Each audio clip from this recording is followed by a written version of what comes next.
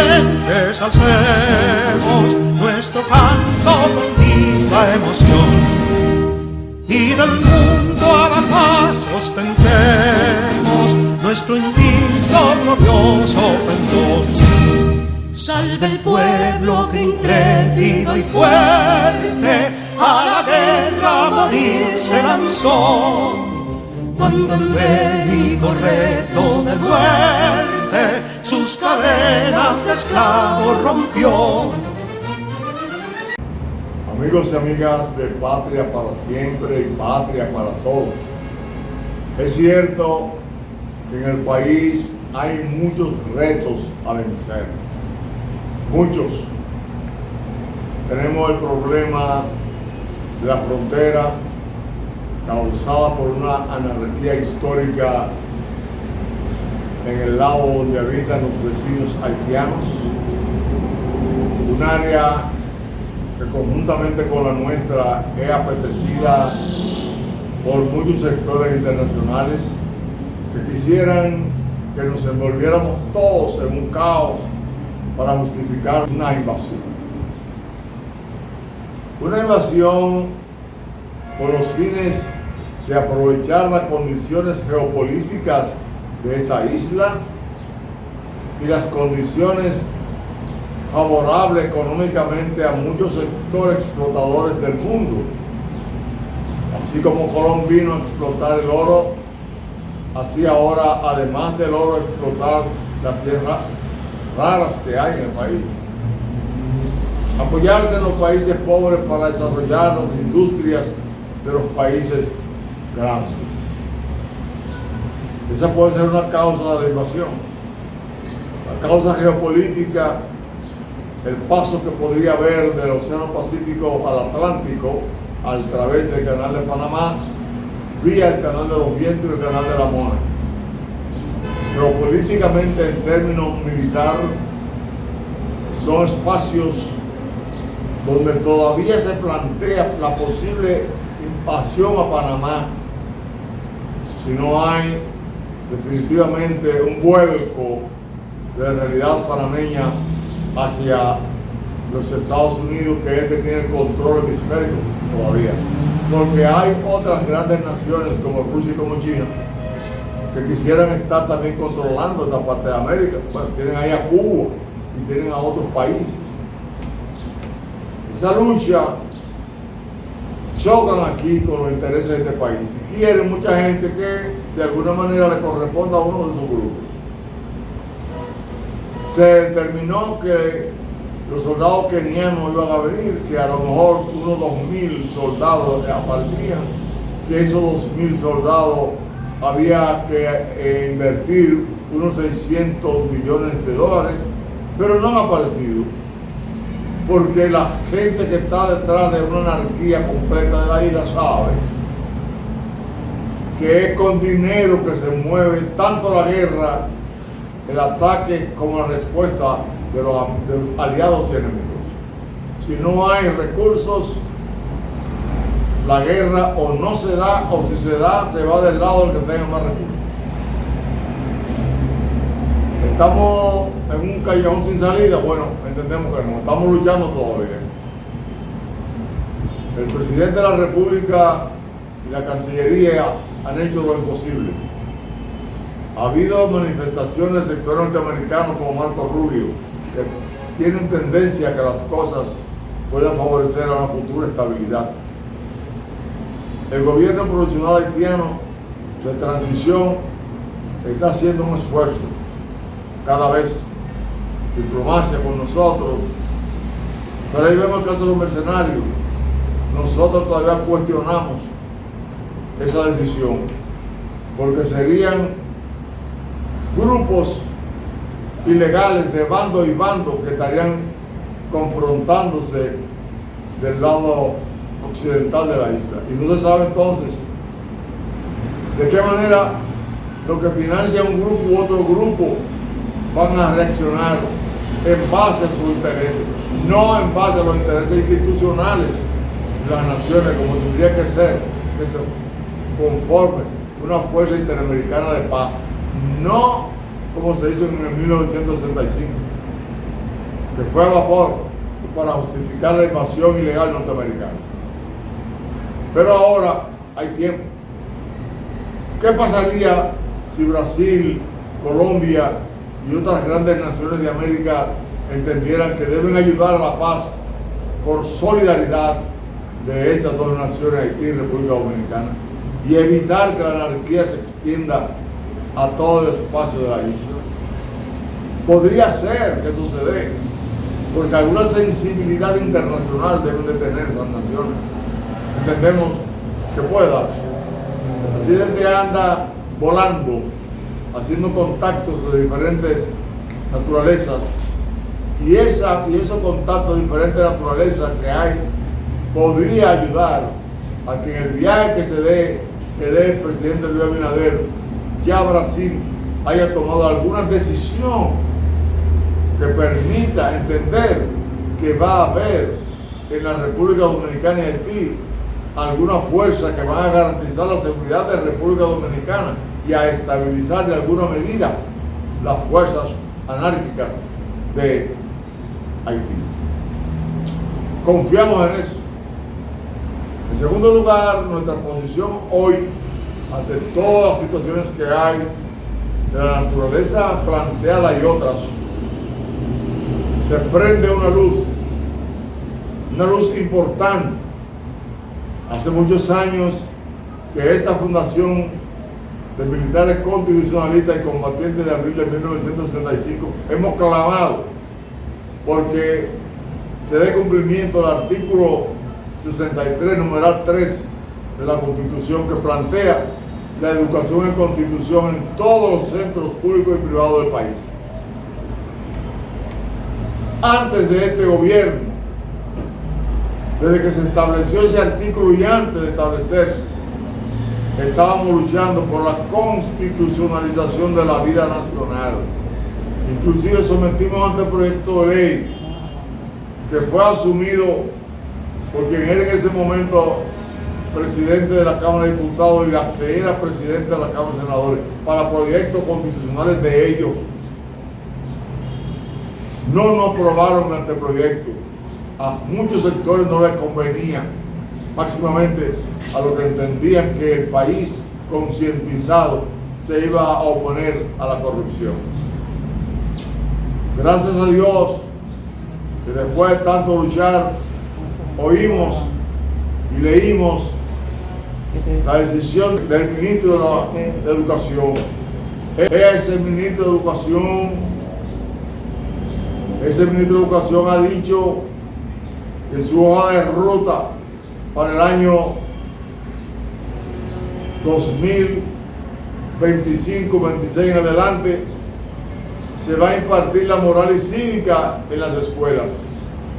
Qué bueno que se va a impartir la moral y cívica en las escuelas. ¿Qué significa impartir la moral y cívica en las escuelas? Significa que un pueblo que nació en democracia nuevamente el 20 de diciembre de 1962 y fue electo de manera abrumadora el presidente profesor Juan Bosch, que vino a dirigir al país de manera honesta, garantizando las libertades públicas, que fue entonces víctima de un golpe de Estado. Ese momento que tuvimos de democracia fue vilmente intervenido por fuerzas retrógradas, fuerzas neotrujillistas, que vinieron a hacer lo que han demostrado hacer, robar desde el poder. Ese país que nace de una tiranía y aborta su democracia, ese país que un grupo de militares democráticos y civiles democráticos y revolucionarios se levantan para que vuelva el gobierno sin elecciones y la Constitución, que triunfan en menos de 24 horas instalando un gobierno, que se oponen grupos militares nacionales e internacionales, que vencen esa resistencia en el puente Duarte el 27 de abril. Ese pueblo decidido a luchar, que hizo que se reagruparan los reaccionarios y antidemocráticos en contra de la patria y llamaran a los invasores después de haber formado una junta militar de facto. Este pueblo que se mantuvo luchando contra ese sector que intervino y la fuerza reaccionaria, este pueblo que logra negociar con los grupos que nos invadieron y se forma el Acta de Reconciliación Dominicana y el Acta Institucional para dar un paso a la democracia. Este pueblo no ha podido tener un gobierno que eduque en constitución, porque ¿cómo se va a vivir en democracia? En una democracia constitucional, donde haya un Estado social y democrático de derecho, si el pueblo no se concientiza desde la escuela. La educación de los pueblos pertenece a la superestructura ideológica. La superestructura ideológica es la que condiciona a los pueblos a vivir o en democracia o en tiranía. Y había que saber que había que educar cívicamente para tener un pueblo que tuviera los recursos humanos en todo el país, para que existieran tanto votantes como candidatos preparados ética, cívica, moralmente, en valores patrios y conocimiento del Estado, para poder asumir las posiciones ganadoras en un ayuntamiento, en el Congreso, en el aparato judicial, en el tren gubernamental. Esos hombres y mujeres que vayan a trabajar por la democracia hay que formarlos desde la escuela. ¿Cómo es que no habían pensado los ideólogos del Estado que eso había que hacerlo? Nosotros planteamos primero que le damos un reconocimiento al ministro de Educación y con ello al presidente de la República, porque lo hizo, suponemos nosotros conversando con él, que bajo ninguna circunstancia hayan hecho ese pronunciamiento para calmar demandas, sino para conocer y conseguir definitivamente soluciones para el país. Las soluciones de concientizar al país constitucionalmente pueden lograrse de la siguiente manera. Atención, ministro y pueblo dominicano. El Ministerio de Educación tiene 18 direcciones regionales esparcidas en todo el país. Y esas direcciones regionales tienen 108 distritos municipales que son controlados por las direcciones regionales. Ese control de los 108 distritos municipales lo tienen sobre las escuelas, liceos que hay en el país. Pero la estructura de educación plantea que en cada centro escolar debe funcionar un departamento de asuntos comunitarios, de participación comunitaria, donde la dirección de la escuela, los maestros, los alumnos, los padres y amigos de la escuela y los sectores de la comunidad confluyen en el quehacer escolar para poder lograr un incentivo, para poder lograr una condición subjetiva de amor a la educación.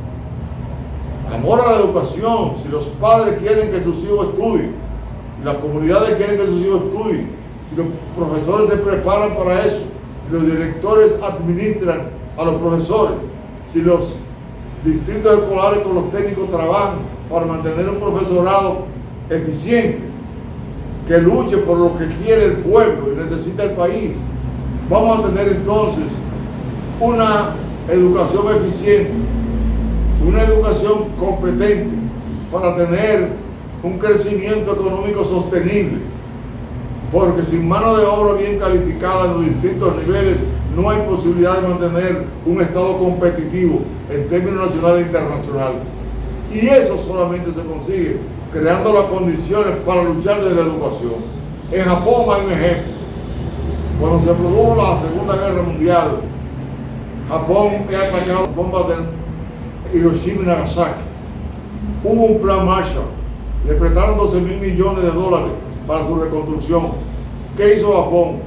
Comenzó a mandar al extranjero a prepararse a los mejores estudiantes para poder tener una industria en un momento determinado que pudiera competir internacionalmente. Y los padres, para respaldar la posición del Estado japonés, crearon lo que llaman las escuelas Yoku Papa y Yoku Mama, donde los muchachos llegaban de la escuela tradicional, comían y los llevaban a una escuela a prepararse mejor. ¿Por qué? Porque el Estado iba a dar becas y posiciones de administración a los mejores estudiantes. Japón se restableció en términos académicos, la calidad académica avanzó. ¿Y qué hizo Japón? Que en menos de una década estaba compitiendo en términos internacionales con los Estados Unidos en la fabricación de vehículos. Con la capacidad de sus técnicos, Japón pudo producir con 25 centavos de dólar lo que producía Estados Unidos con $1. Resultado, en la competencia de las exportaciones internacionales fue ganando mercado la calidad y los bajos precios de la industria japonesa, y ahí vimos que se ubicaron en el mundo vehículos como la Toyota y un sinnúmero de artefactos eléctricos. Todas esas cosas se consiguió por la capacidad técnica que Japón pudo conseguir a través de dar oportunidad a los mejores estudiantes y tener una educación de calidad. La República Dominicana tiene las condiciones para ser el centro industrial del Caribe en el futuro, el centro de producción económica, más que ahora. Tenemos la tierra rara ahí y hay que explotarla por los demás minerales, pero tiene que haber negociaciones donde un Congreso honesto, ético, no permita que se hagan contratos onerosos como en el pasado. Necesitamos un pueblo preparado y sin educación en la Constitución, sin educación en valores éticos y morales, sin educación del conocimiento del manejo del Estado, no hay posibilidad.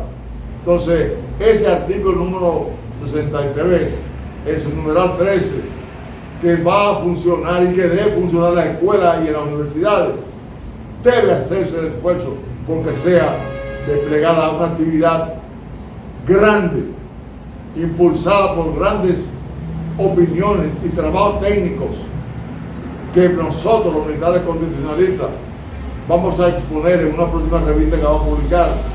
¿Cómo se detallaría el trabajo en las escuelas?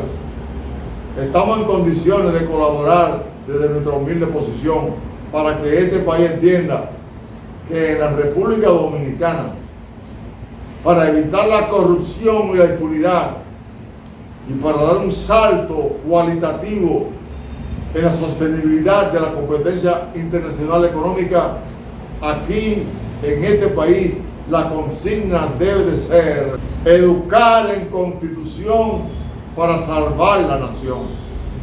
Bendiciones y felicidades, ministro. Tire para adelante, que usted es bien joven y puede tener muy buen futuro. Bendiciones.